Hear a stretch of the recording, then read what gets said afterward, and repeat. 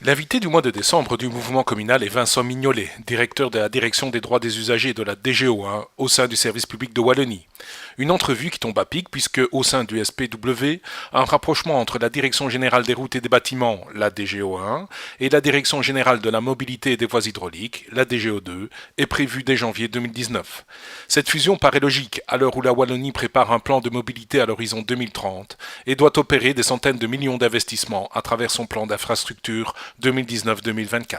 Nous sommes appelés à fusionner dans quelques mois la DGO1 en charge des routes et bâtiments et la DGO2 en charge des voies hydrauliques et de la mobilité pour faire une nouvelle administration qui s'appellera Infrastructure et Mobilité.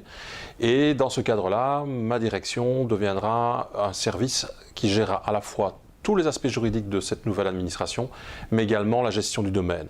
Donc on va forcément avoir des interconnexions encore plus fortes avec les pouvoirs locaux. Les communes et la région pourraient développer demain des programmes communs de réalisation de projets d'envergure. C'est là que la région et les communes doivent se parler, s'entendre, discuter pour bien planifier, pour que les moyens soient libérés au bon moment.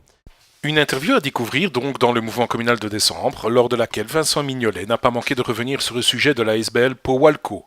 Powalco a ainsi mis en place depuis janvier 2017 une plateforme commune aux organismes impétrants. Il rappelle ainsi que les pouvoirs locaux ont l'obligation d'utiliser cette plateforme et d'en utiliser les fonctionnalités au fur et à mesure de leur développement, et ce depuis le 1er avril 2018. Le 1er janvier 2017, la plateforme Powalco a été lancée avec la volonté de devenir une interface entre tous les acteurs qui sont concernés par les chantiers en voirie et sur les cours d'eau. Et donc nous pensons que cette plateforme répond également à ce souci d'information correcte que la commune peut ensuite répercuter vis-à-vis des usagers de la route, mais aussi vis-à-vis des riverains demain. Dans le cadre des collaborations qui vont s'intensifier entre les différents acteurs, on va y retrouver des plans.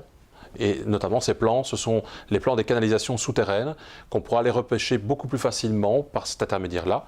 Mais c'est aussi la possibilité de vérifier comment s'est déroulé à l'époque un chantier et de savoir dans quel délai un chantier s'est déroulé, rencontrer éventuellement les difficultés qu'on a pu évaluer à l'époque pour éviter de les connaître à nouveau dans un chantier futur. Je pense que pour les communes, c'est vraiment important qu'elles s'investissent. Elles vont éviter à l'avenir d'avoir des ouvertures intempestives de chantier et surtout, elles pourront en amont imposer des interventions de gestionnaires de câbles et de canalisation avant la réalisation de leur propre chantier. Ce qui, vraiment, pour une commune, est un atout incroyable pour garantir et préserver la sécurité sur son domaine.